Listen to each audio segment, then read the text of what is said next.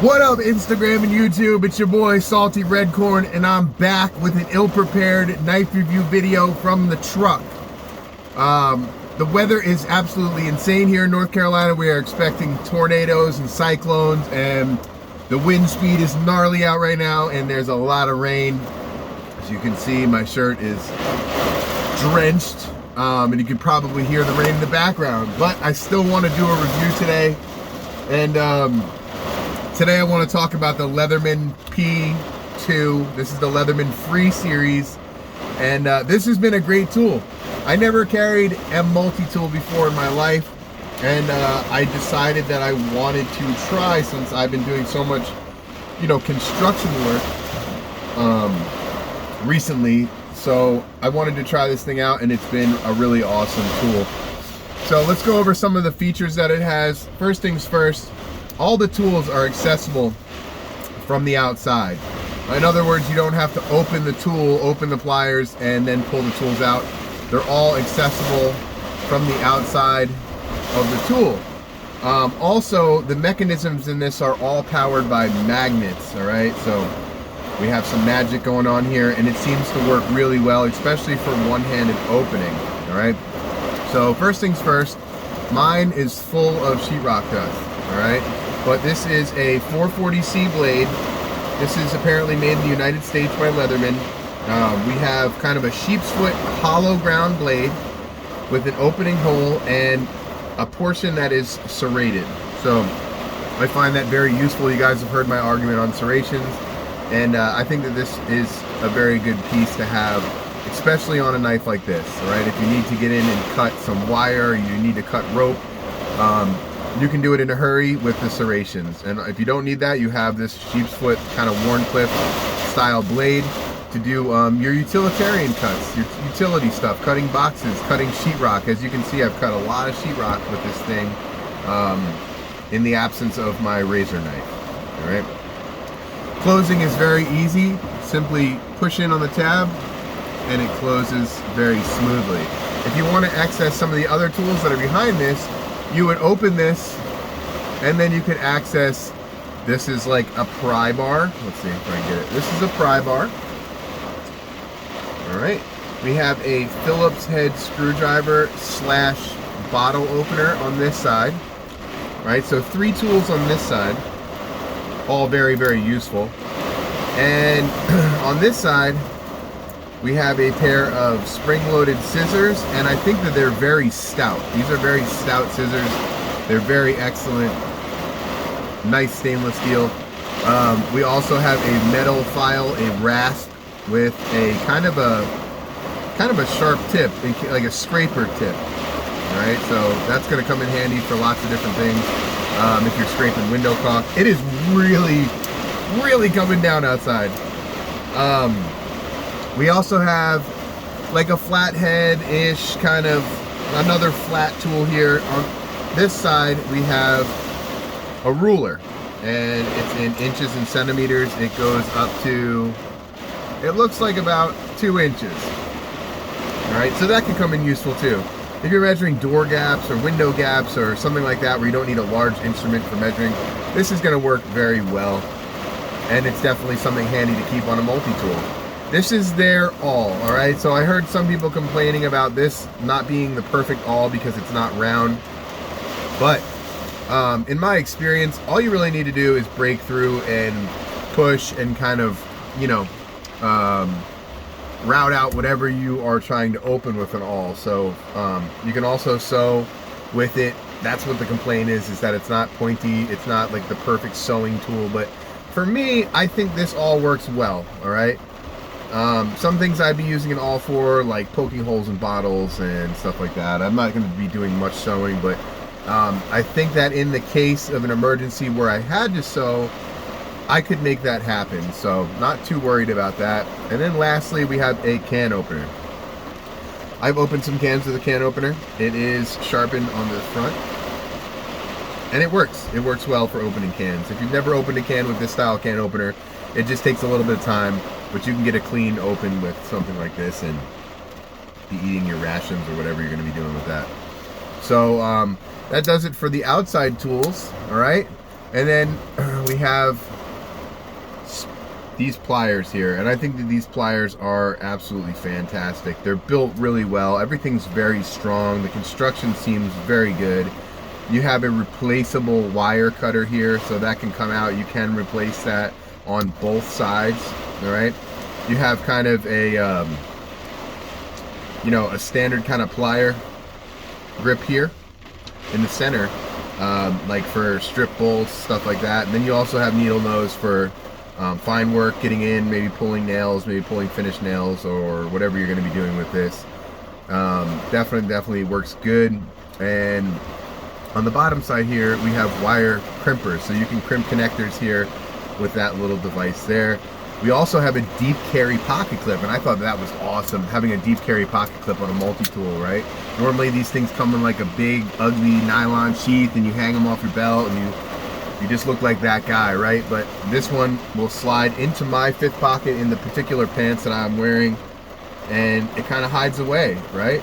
It works really well. I think it's a great addition for a multi-tool. The magnetic opening is done very nicely. You can like volley this thing around if that's what you want to do. But very nice piece, made in the United States by Leatherman. I've mentioned this before. I know there's some Leatherman controversy out there about them copying somebody else's like multi-tool like holder sheath thing.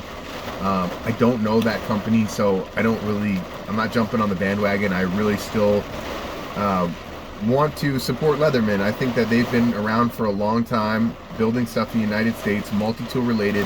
They're kind of the industry standard as far as multi-tools go, and I'm going to continue to support them. Well, I guess this being my first time I've ever purchased anything from Leatherman, so yeah, I really like this. This is the Leatherman Free P2. They do make a larger one, and they do make a smaller one. They make one that has no pliers, and they make one that has extra tools. But for me, this one seems to work really well. I don't think I'd want anything more. I don't think I'd want anything less. So this thing works really well. Enough of that. Let's go for my daily carry. Mammoth headgear mountain trucker hat, covered in dirt, sheetrock. It's disgusting. I need to wash it. I actually need to buy a new one, but I really have been slacking on that. G-Shock, baby. Casio DW5600E for economy. You can pick this up for less than $40 at Walmart or Amazon. This is one of the best watches. I love the comfort of it. I love the customizability, if that's a word. And I just think it's great. It's got a 10-year battery. It's a wonderful, wonderful watch.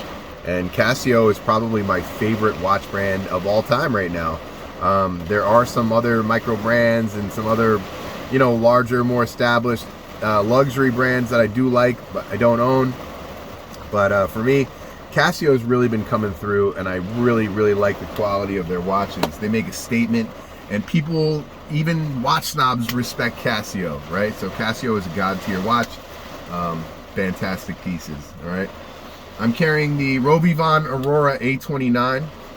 This was a gift from Improper EDC, and I really like this. I love this one. It's not like the most economical like carry, like it's not super slim. It's a little fat. It's rechargeable. It's got a recharging port here with a rubber flap or a silicone flap to cover that up for these rainy days.